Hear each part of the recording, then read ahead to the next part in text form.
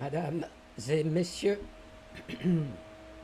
excusez-moi, bonjour ou bonsoir selon les endroits du monde où vous résidez. Bienvenue à bord de ma capsule Bénin-Niger, dégel, que retenir. À propos du dégel, dans les relations bilatérales très tendues depuis le 30 juillet 2023. Sans tarder, visionnons ce qui suit, d'une durée très courte, d'une minute environ. Écoutons. Deux préalables absolus Le délégué doivent être général vérifiés du Niger, ici et maintenant. général Toumba. Premièrement, la signature d'un accord de défense et d'un accord de sécurité qui pose le principe intangible de la non-utilisation du territoire de l'un contre l'autre, de la transparence totale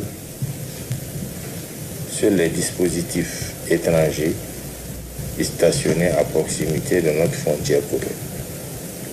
La création opérationnelle d'une cellule bilatérale de fusion du renseignement pour que nous cessions de lutter seuls contre un ennemi qui ne connaît pas de frontières. Sur ces points, notre mandat est ferme et notre exigence est totale. Ils ne doivent être pas négociables, car ils touchent à la survie même de nos États et à la sécurité de nos populations. Voilà, vous avez entendu le général donc exposer leurs conditions pour que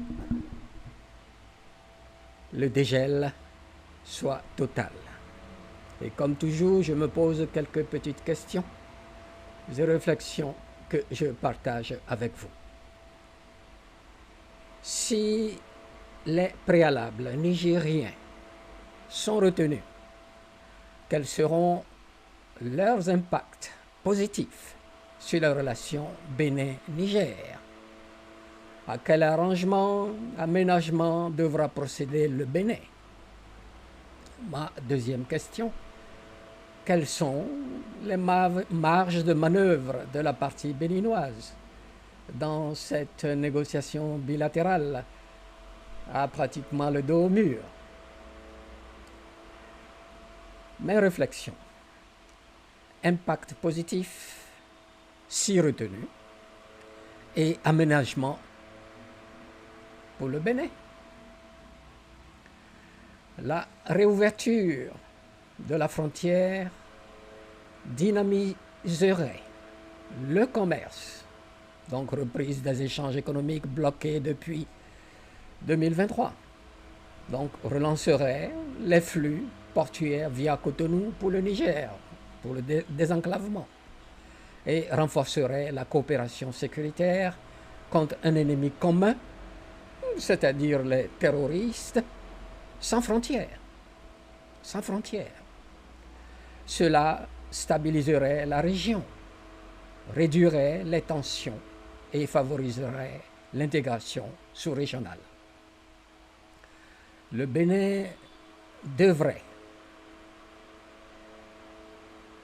renégocier ou actualiser un accord de défense incluant la clause de non-utilisation du territoire,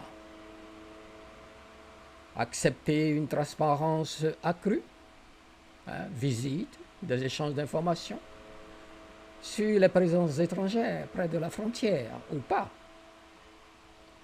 mettre en place sur le plan opérationnel la cellule de fusion des renseignements.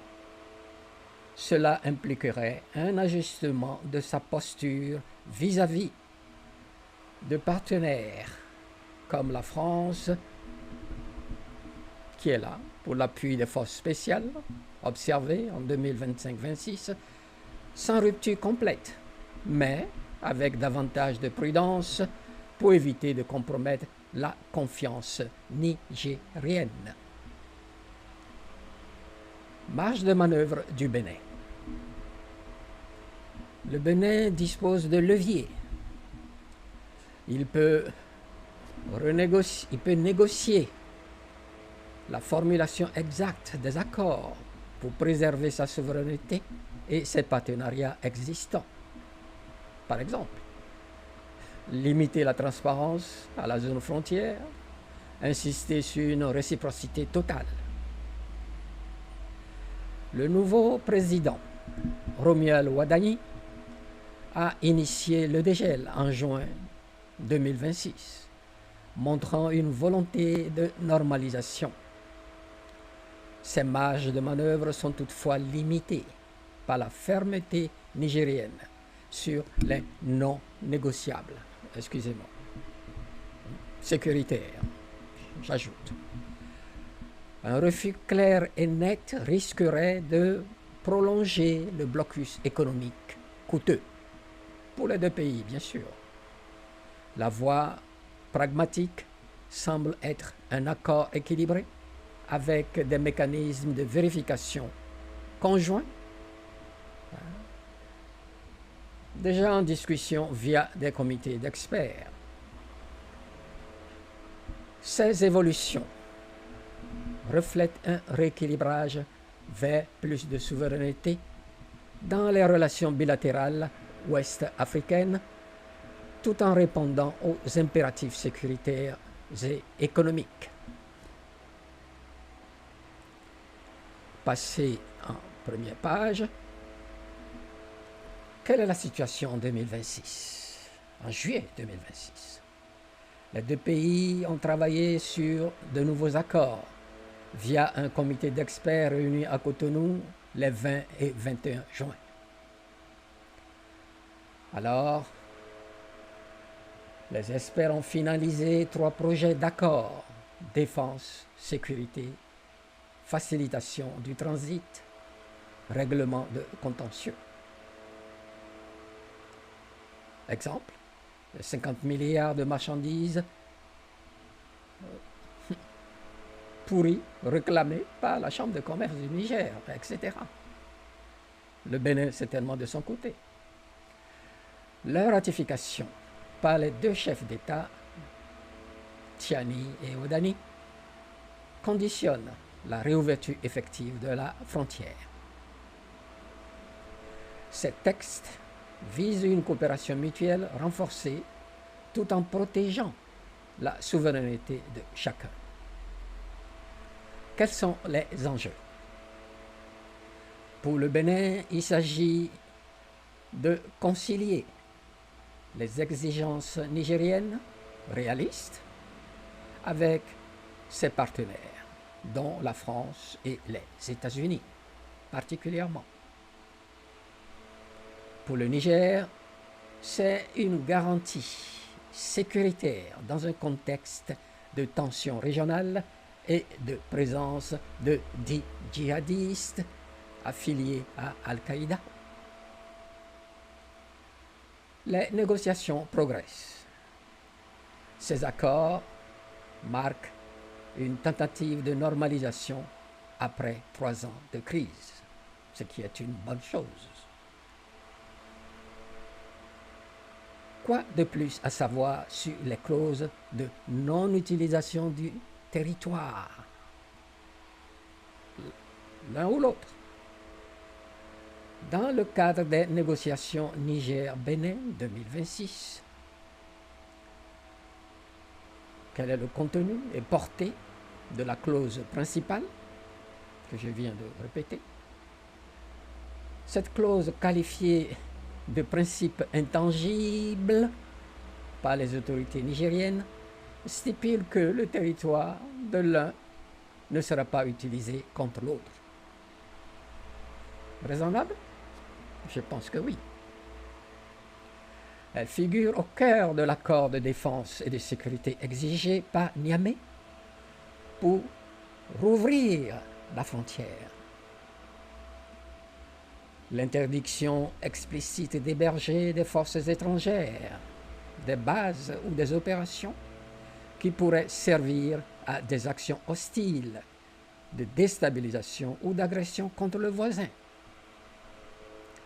Elle va au-delà d'une simple non-agression, car elle inclut une transparence totale sur les dispositifs militaires étrangers près de la frontière commune, c'est-à-dire le fleuve Niger, visant notamment la présence française au nord du Bénin. Exemple, les appuis logistiques et forces spéciales confirmées en 25-26. Elle s'accompagne d'une cellule bilatérale de renseignement pour lutter contre les menaces transfrontalières, surtout des terroristes, dits djihadistes. Cette disposition est présentée comme non négociable par le général Mohamed Toumba lors des discussions de Cotonou en juin 2026. Maintenant, quel est le contexte et les motivations? Pour le Niger et par extension l'AES, de la méfiance après le coup d'État de 2023. Niamey accusait le Bénin d'avoir servi de base arrière pour une intervention CEDEAO-France. Cette clause vise à neutraliser toute menace sur son flanc sud, sécurisant ainsi le régime de transition ou de refondation et les exploitations pétrolières via Sémé-Bodji au Bénin. Pour le Bénin, de l'engagement classique de bon voisinage, mais contraint ou contrarié par ses partenariats avec la France et les États-Unis. Le nouveau président, Romi Al-Wadani, cherche la normalisation économique tout en préservant sa souveraineté. Il y a des implications juridiques et pratiques. Les juridiques,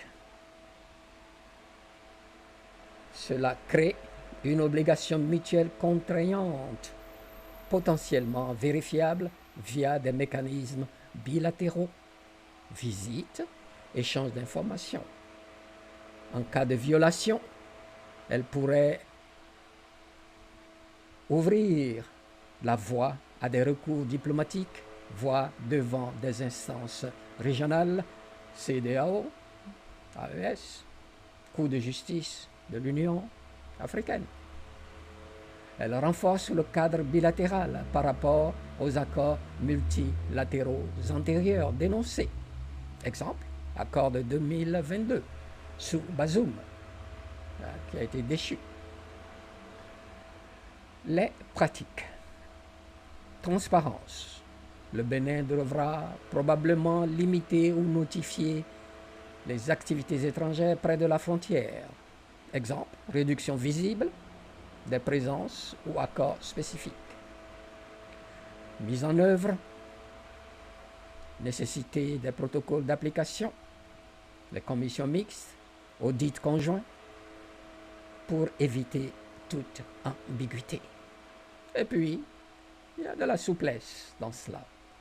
La clause ne prohibe pas toute coopération militaire étrangère, mais empêche son usage contre le voisin qui est le Niger. Les enjeux stratégiques et risques. Les positifs d'abord. Surtout, renforcer la confiance mutuelle, faciliter la réouverture de la frontière et la coopération antiterroriste. Stabiliser le corridor économique vital et le pipeline ou ligne pétrolier. Risque pour le Bénin, peut-être tension avec Paris, perte d'influence ou perception de recul stratégique pour la France. Risque pour le Niger, si mal calibrée, la clause pourrait limiter sa propre flexibilité. Futur, bien sûr. Mais quels impacts régionaux? Modèle pour l'AES face aux partenaires occidentaux, cela pourrait inspirer d'autres accords de non-ingérence dans le Sahel et ailleurs sur le continent. Chers internautes, en résumé, cette clause est un outil de souveraineté sécurisé pour le Niger, tout en étant un gage de paix pour le Bénin.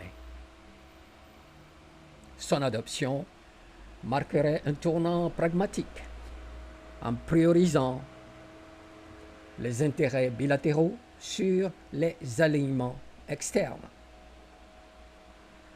Sa validation finale par les deux chefs d'État, Tiani et Ouadani, déterminera son efficacité réelle. Elle s'inscrit dans la tendance plus large de rééquilibrage des relations ouest-africaines post-coup d'État. Mesdames et messieurs, qu'en pensez-vous? En commentaire, abonnez-vous, partagez et merci de m'avoir suivi. Et à plus pour un autre dossier.